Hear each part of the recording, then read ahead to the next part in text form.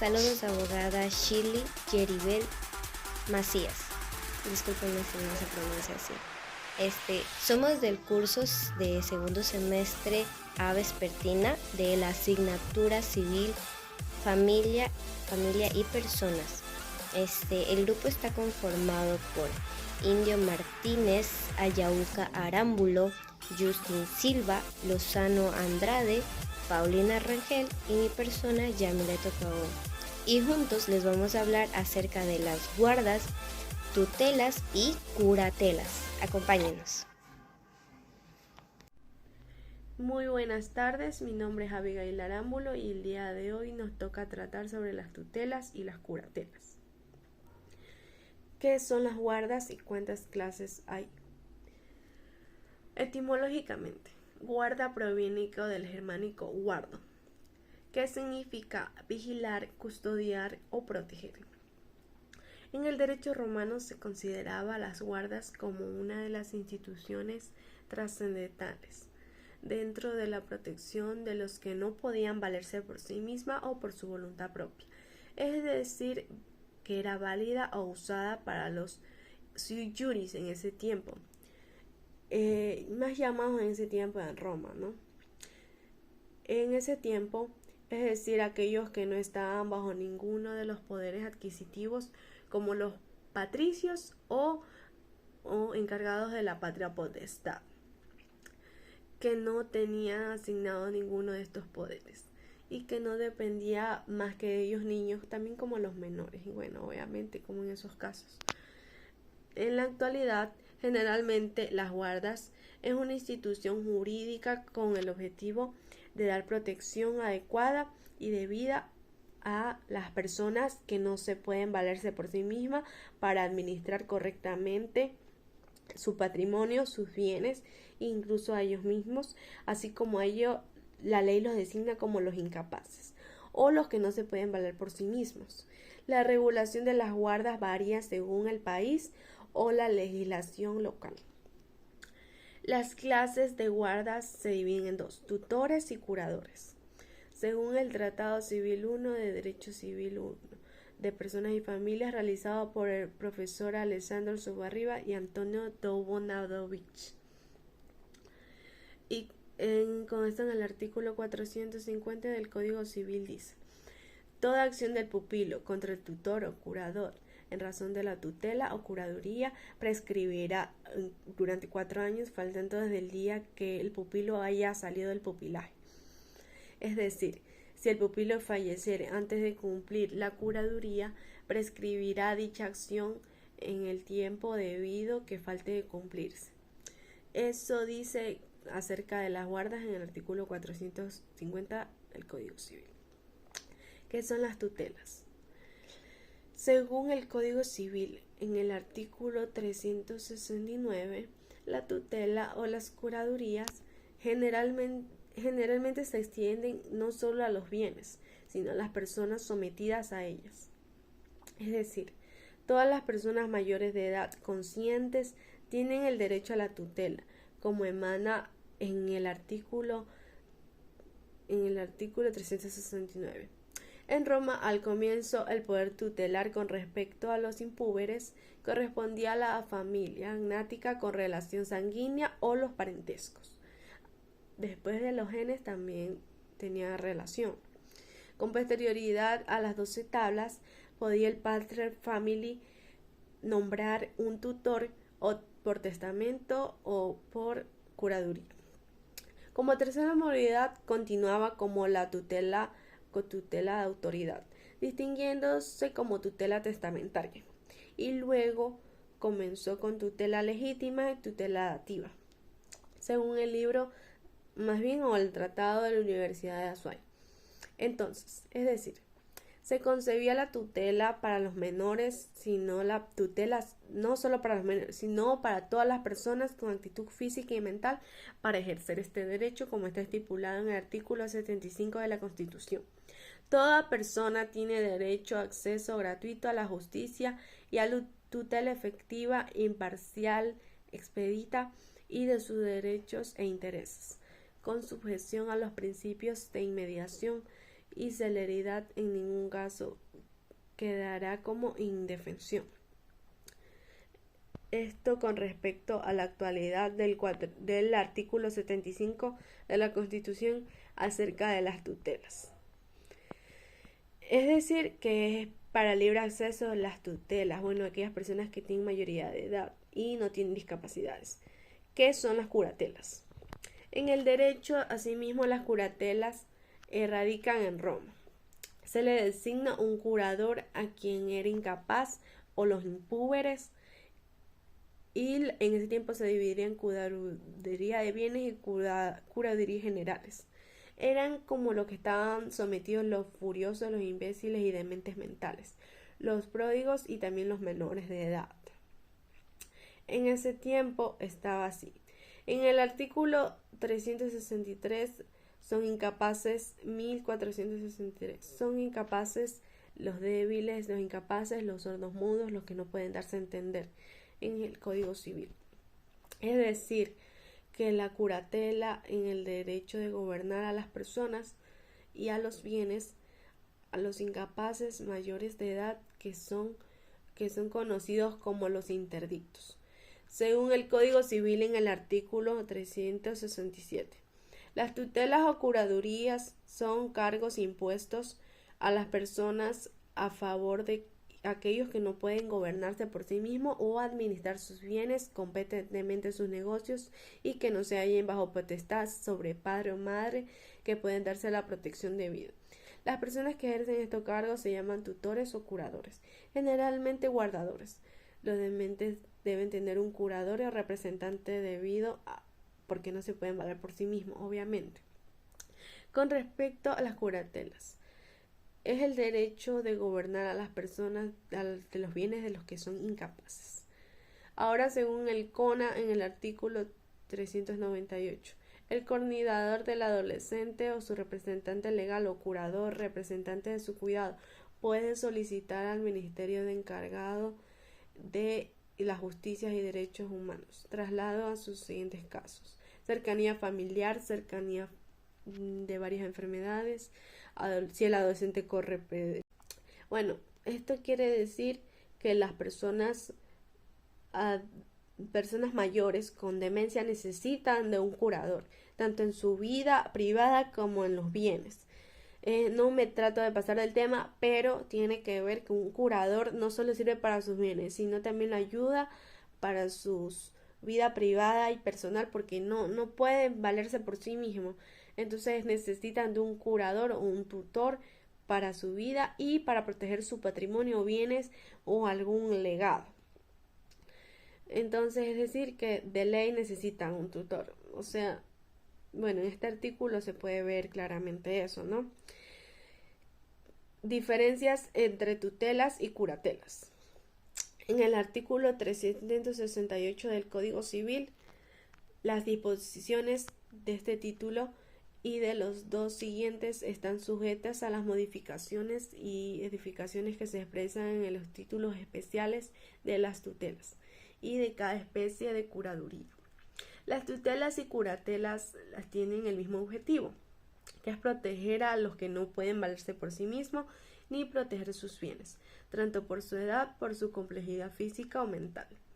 La diferencia es que las tutelas se encargan de los menores de edad impúberes y las curatelas de los interdictos y los impúberes que tienen dificultad física y mental, que no se pueden valer por sí mismos. Como puede ser más claro, en el artículo 370 están sujetos a tutelas los menores.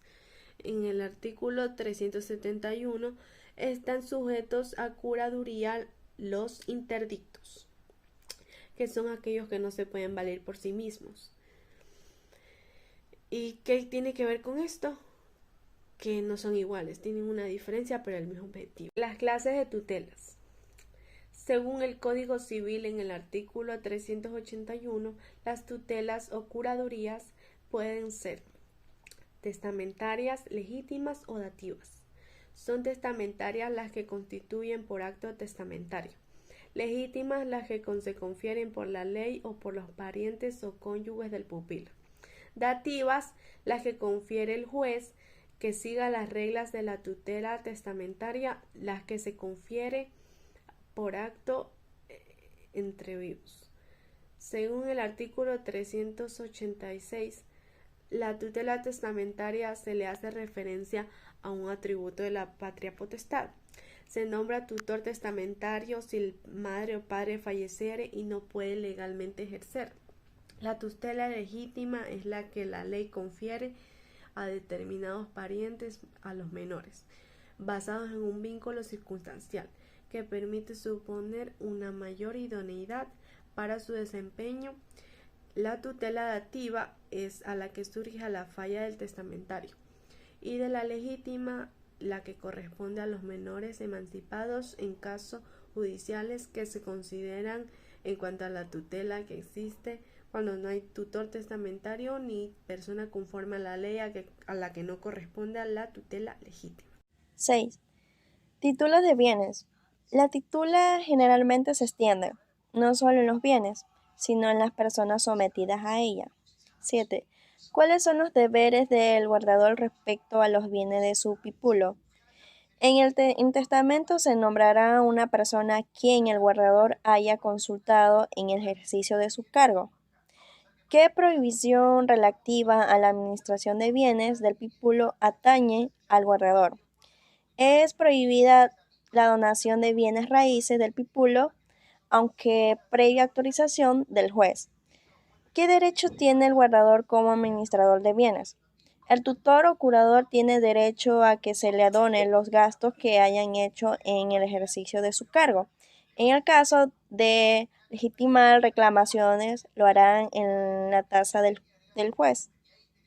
10. En el caso en que el guardador se cobre una deuda de su pipulo, en esencia raíces o inmueble adquirida por cualquier título, quien le otorgue la posesión de la misma, habiendo muchos tutores o curadores generales, todos autorizarán del consumo los actos y contratos del pipulo. En el tiempo prescriben todas las acciones del pipulo contra su guarda. Todas las acciones del pipulo contra el tutor o curador en las razones de la titula prescribirán en 4 años, contando desde el día en que el pipulo haya salido del pupilaje, sin que se comprenda en esta disposición la acción que tienen para cobrar el saldo que resultaren. Saludos, abogada Shirley Gilbert. Mi nombre es Joana Lozano. Mis preguntas son de la pregunta número 12 a la pregunta número 16. Empezamos. Pregunta número 12. ¿Qué sucede en el caso de que alguien se desempeñe como guardador sin serlo? El artículo 451 del Código Civil dice: el que ejerce el cargo de tutor o curador no siéndolo verdaderamente, pero creyéndolo ser, tiene todas las obligaciones y responsabilidades de tutor o curador verdadero, y su acto no obligarán al pupilo, sino en cuanto lo hubieran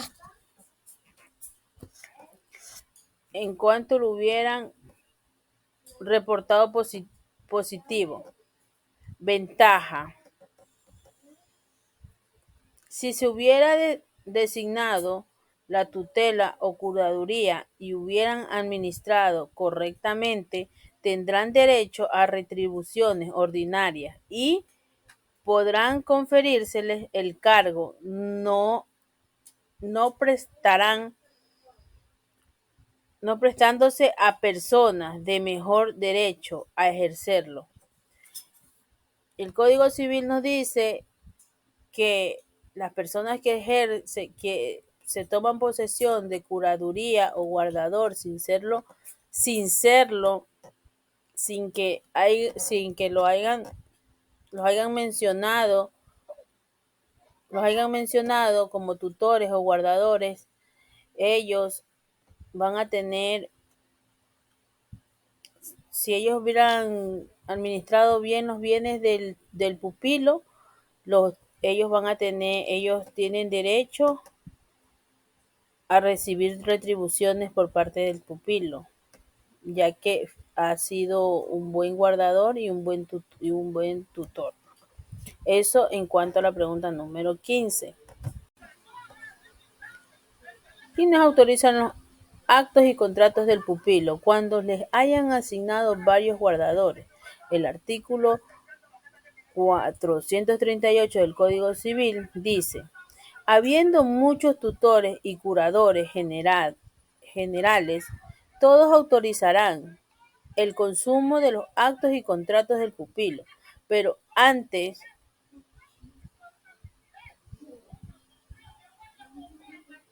en materia que por haberse dividido la administración se hallan especialmente a cargo de uno de los dichos tutores o curadores.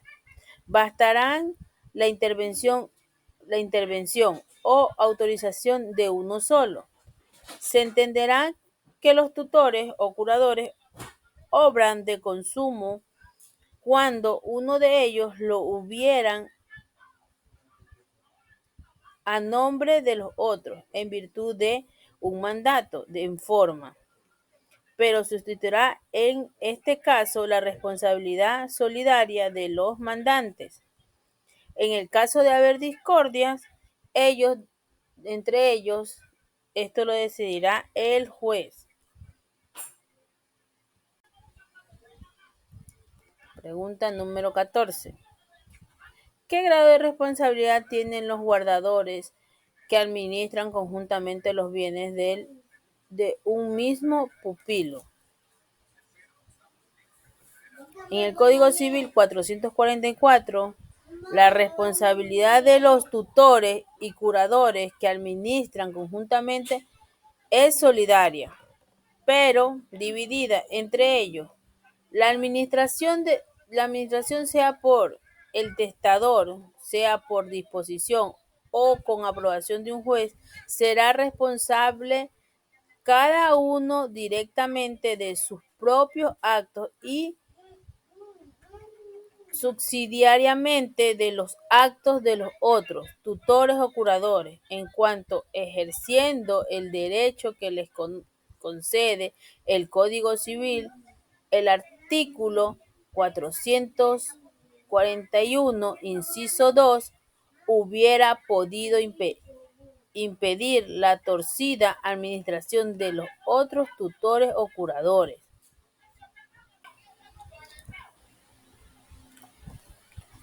¿Cuál es el trámite para la aprobación de la cuenta en el guardador y cuáles son los efectos relativos a intereses del cierre de una cuenta?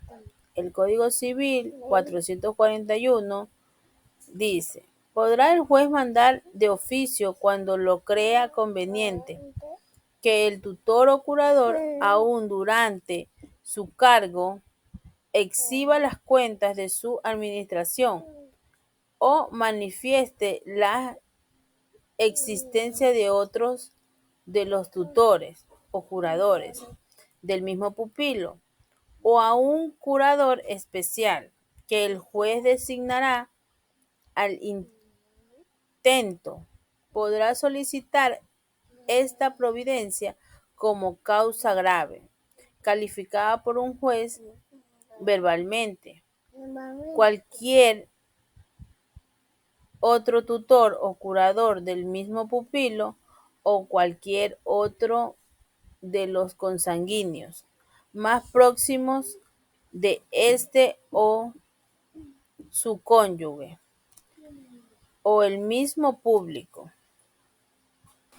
De la misma forma, el artículo 447 dice: presentada la cuenta por el tutor o curador, discutido, discutida por personas a quienes pase la administración de los bienes. Si la administración se refiere a otro tutor o curador, no podrán cerrarla la cuenta, sino con una aprobación judicial.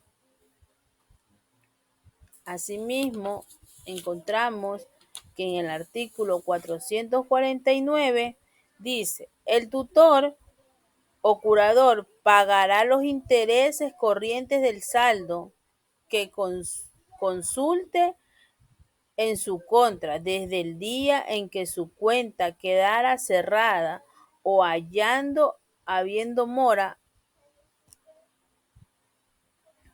en exhibirla, y cobrará a su vez los saldos que resulten a su favor desde el día en que cerrara la cuenta los pida.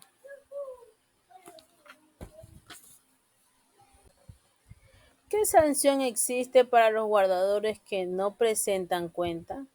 El artículo 448 del Código Civil: contra el tutor o curador que no dé verdadera cuenta de su administración, exhibiéndola juntamente el inventario y la existencia, o con su administración fueran convencidos de dolor o culpa grave, habrá por parte del pupilo el derecho de apreciar y jurar la cuantía del perjuicio, recibiendo,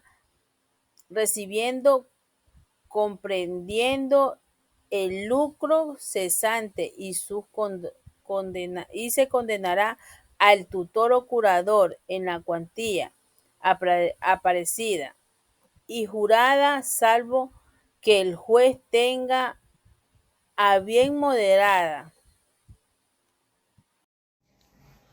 La pregunta número 21 nos indica: ¿cuáles son los derechos del menor que está bajo tutela? Bien. En el Código Civil, el artículo 460 nos indica que el menor que está bajo tutela tendrá las mismas facultades administrativas que el hijo de familia respecto de los bienes adquiridos por él en ejercicio de una profesión o industria. Es decir, que el menor tendrá los mismos derechos de administración de bienes que el hijo de familia sobre los bienes que él obtenga debido a su trabajo. Lo dispuesto en el artículo 295 nos dice que los actos y contratos del hijo de familia no autorizados por el padre, la madre o el guardador, en caso de que el artículo precedente le obligaran exclusivamente en su peculio profesional o industrial. Pero según el artículo 288, el hijo de familia será considerado como mayor de edad para la administración y goce de su peculio profesional o industrial. La pregunta número 20 nos indica: ¿a qué se expone el tutor negligente en proveer de sustento y educación al pupilo? Bien, en el Código Civil, el artículo 454 nos indica que el tutor, en caso de negligencia de la persona o personas encargadas de la crianza y educación del pupilo, se esforzará por todos los medios prudentes en hacerles cumplir su deber y, si fuere necesario, recurrir al juez.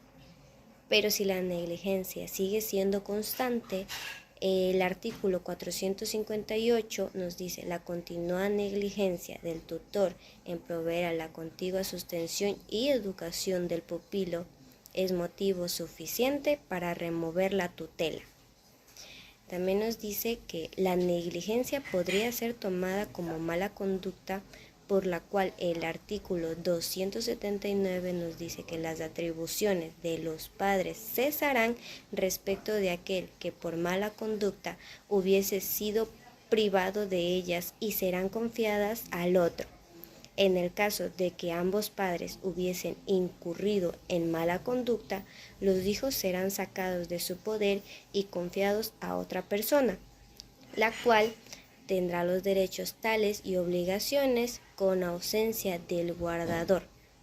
Es decir, que los hijos, si llegasen a sufrir de algún maltrato o violencia, ya sea física o mental, y que ésta llegase a oídos del juez, el juez en consideración tomará a los niños y los pondrá con personas que sean realmente capaces de cuidarlos, tanto mentalmente como físicamente, y que no les infrinjan ningún daño. La pregunta número 19 nos indica: ¿qué debe hacer el tutor en caso de que los frutos de los bienes del pupilo sean insuficientes para atender su crianza y educación, o en caso de indigencia del pupilo? Bien, en el Código Civil, el artículo 456 nos indica que si los frutos de los bienes del pupilo no alcanzan para una moderada subsistencia, podrá el tutor enajenar o gravar alguna parte de los bienes, no contrayendo empréstitos ni tocando los bienes raíces o los capitales productivos, sino por extrema necesidad y con la debida autorización. Algo similar menciona también el artículo 297, que nos dice que no podrán enajenar ni hipotecar en caso alguno las bienes raíces del hijo, aún pertenecientes a su peculio profesional, sin autorización del juez, con conocimiento de causa de igual manera. El artículo 418 nos indica que no será lícito al tutor o curador, sin previa decisión judicial, enajenar los bienes raíces del pupilo, ni gravarlos con hipoteca o servidumbre, ni enajenar o empeñar los muebles preciosos o que tengan valor de afección. Tampoco podrá el juez autorizar esos actos, sino por causa de utilidad o de necesidad manifestadas. También nos dice que si los frutos de los bienes que pertenecen al hijo no alcanzan para su cuidado y educación, podrá el tutor gravar un bien del hijo para que éste genere una parte necesaria para su cuidado, sin tocar los bienes raíces o capital, y nos dejan en claro que no se puede hacer con los bienes del pupilo. Por lo mismo es necesaria una buena administración de dinero, lo que nos indica también que los congruos serían los alimentos que son necesarios para la subsistencia, y también los necesarios, que son los que dan lo que basa para sustentar la vida. La vida sería del menor de 18 años en este caso. La pregunta número 18 nos indica: ¿qué deberes tiene el tutor respecto a la crianza y educación de su pupilo? Bien, en el Código Civil, el artículo 453 nos indica que en lo tocante a la crianza y educación del pupilo, está obligado el tutor a conformarse con la voluntad de la persona o personas encargadas de ellas, según lo ordenado en el título 11º, sin perjuicio de ocurrir al juez cuando lo crea conveniente.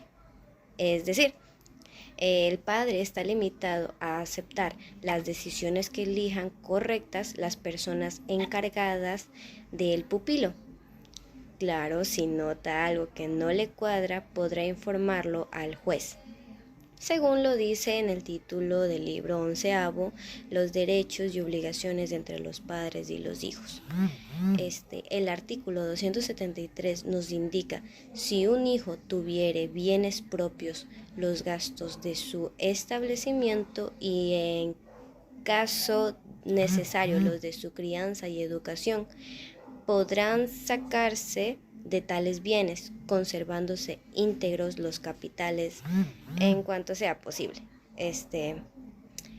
ya sea que estos bienes sean donados, legados o heredados. En caso del artículo 268, corresponde de consumo a los padres o al padre o madre sobreviviente el cuidado personal de la crianza y educación de sus hijos, pero en caso de que la lesión fuese grave, el artículo 269, el caso de inhabilidad física grave de ambos padres, el juez podrá confiar el cuidado a personas completamente capaces. En la elección de estas personas se preferirá a los consanguíneos más próximos y sobre todo a los ascendientes. Antes de comenzar, me gustaría indicar que en el artículo 2238 nos menciona que la fianza es una obligación accesoria en virtud de la cual uno o más personas responden de una obligación ajena. Ahora sí con la pregunta. En la pregunta número 17 nos indica si el pupilo puede ser obligado como fiador. En el artículo del Código Civil 429 nos indica que el pupilo no puede obligarse como fiador sin previa decisión judicial, la cual solo podrá darse cuando la fianza fuere a favor de su cónyuge o de un ascendiente o descendiente y por causa urgente y grave. Esto quiere decir que si al pupilo no se lo va a poder obligar como un fiador, a menos de que sea admitido por la ley, y solo podrá darse si la misma es a favor de su cónyuge o de alguno de sus abuelos o nietos y que se deba a alguna causa grave y urgente. Y esto se vuelve a probar en el artículo 27, que nos dice que en los casos en que la ley dispone que se oiga a los parientes de una persona, se dará por entendido el cónyuge de dicha persona y sus consanguíneos, pero se tomará importancia a los ascendientes y descendientes antes que a los colaterales y que tengan un mayor parentesco. Pero si alguno de ellos sufriera de discapacidad, como se menciona en el artículo 1463, que nos indica que son absolutamente incapaces los dementes, los impúberes y la persona sorda que no puede darse a entender de forma verbal, por escrita o por lenguaje de señas. Pero los actos de estas personas no son absolutas y sus actos también pueden tener valor, pero solo en ciertas circunstancias que estén determinadas por la ley.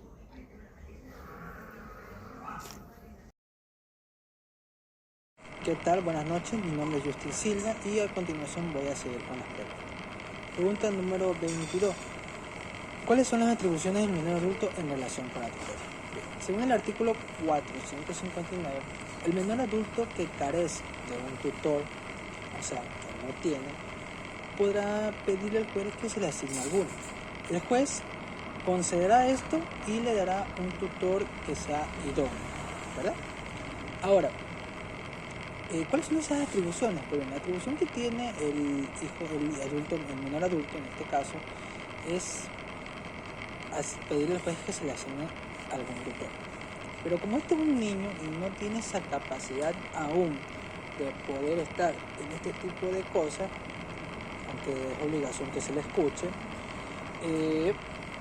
podrán los parientes sustituir a aquel niño. Pero en este caso, si recordamos que la prioridad es el niño, es el que tiene que pedir, porque es un derecho.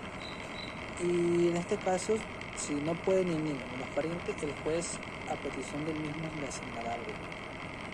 Ahora, ¿qué es un tutor? Pues bien, un tutor es lo que es esa persona que es designada por el juez, la cual él adquiere responsabilidades hacia el niño, las que son, en este caso, la crianza, el cuidado, la vestimenta, la alimentación, el transporte, etc. Y sobre todo la protección de sus derechos. Recordemos que es un niño, una persona, y tiene sus derechos. Los más pequeños no la pueden tener ciertos derechos. Y si nos vamos a un término más amplio, pues en este caso el tutor es el régimen de protección de los niños niños y adolescentes incapaces, las cuales que no tienen el cuidado de alguna patria potestad. O sea, el tutor es aquel que sustituye la patria potestad y es aquel que en este caso toma la tutela. Ahora, ¿qué pasa si en algún punto no se le da al niño, se le asigna algún tutor? Pues bien, normalmente eso no suele suceder, pero valga la redundancia, podríamos explicar, podríamos deducir que si al niño no se le asigna alguno, se le pueden hacer ciertas implicaciones legales. Y si no solamente nos vamos a eso, nos centramos al niño, pues el niño puede desarrollar lo que son algunas negatividades en su educación, lo que son el bienestar emocional, puede tener algunos comportamientos inmorales y también puede ser su desarrollo general, las cuales implican bastante en su desarrollo y sus etapas. Bueno, ahora, ¿qué es la interdicción? Según la doctrina, la interdicción es la acción y efecto de intercedir. Y también la doctrina en la introducción civil es la privación de los bienes definidos por la ley. ¿Correcto? Ahora voy a dar un pequeño concepto de la definición que es interdicción. La interdicción en este caso es aquel juicio, aquel proceso, aquel litis, en la cual se la declara a la persona incapaz de administrar sus bienes, ya sea porque tenga alguna mala salud mental o en este caso porque no tenga una muy buena financiación. Es nuevo para esto y va de mal y va perdiendo todo su patrimonio. Vamos con la tercera pregunta. ¿A quiénes se consideran pródigos o disipadores? Según el artículo 466, la disipación deberá probarse por hechos repetitivos de dilapidación que manifiesten falta total de prudencia. Prudencia. A ver. Los pródigos o disipadores son aquellas personas que en un juicio de interdicción se le hayan declarado incapaces. Interdicción es el juicio y el pródigo o disipador es la persona que dentro de ese juicio se la declaró incapaz. Incapaz en el término porque ya sea porque tiene alguna salud mental, por mala salud mental, ya sea porque sea un demente, un loquito o tenga alguna otra anomalía en su mente. O también en este caso por su mala finanza, en este caso que se la ve gastando su plata de manera irresponsable y muchas veces por capricho o por adicción, ya sea porque esta persona sea un ebrio consuetudinario o sea un toxicómano. Pregunta número 4. ¿Cuál es el requisito previo para designar el curador de un pródigo? Según el artículo 463, a los que por pródigos o disipadores han sido puestos en entredicho de administrar sus bienes, se dará curador legítimo y a falta de este curador dativo. Ahora, los requisitos que tienen de tener según el diccionario jurídico, según las doctrinas, es en este caso la capacidad legal. Esta persona que va a estar puesta para aquel niño de la incapaz tiene que tener una gran capacidad, que ya haya que haya sido aprendiz de algún tutor o que ya tenga un conocimiento de todo lo que va a poner a prueba, que sea completo.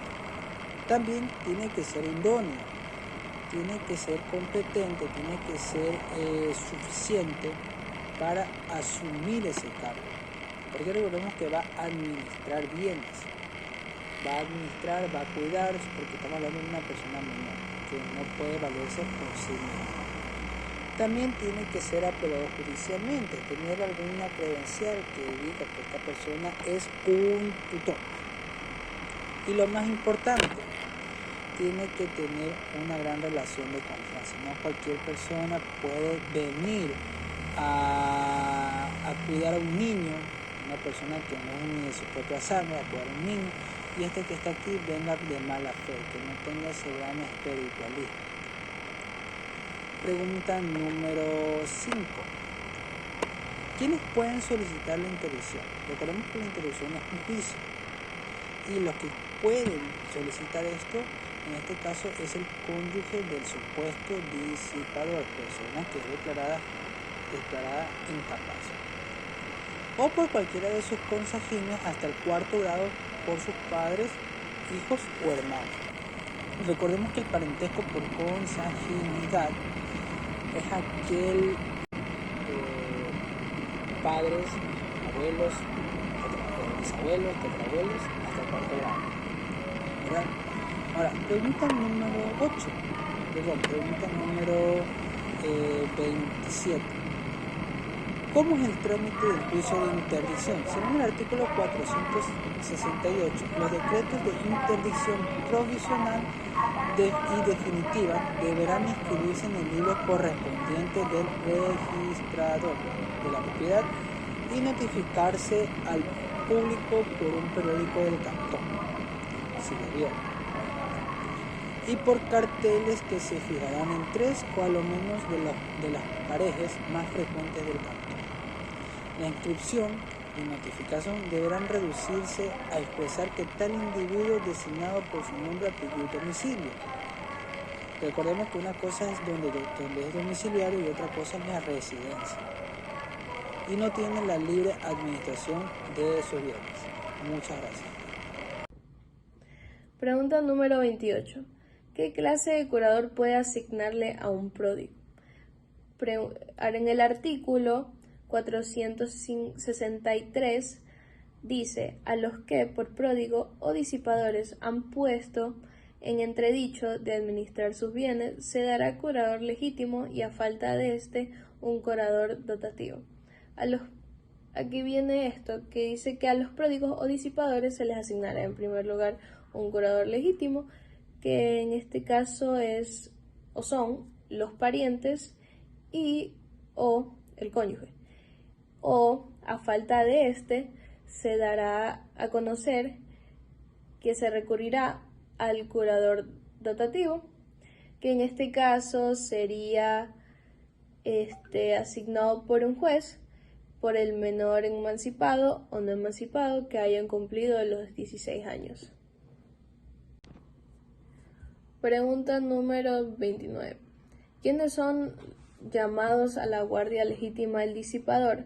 En el artículo 393 del Código Civil, los llamados a la guardia legítima son: en primer lugar, el padre del menor; segundo lugar, la madre; en tercer lugar, los demás ascendientes; en cuarto lugar, los hermanos del pupilo y los hermanos de los ascendientes del pupilo.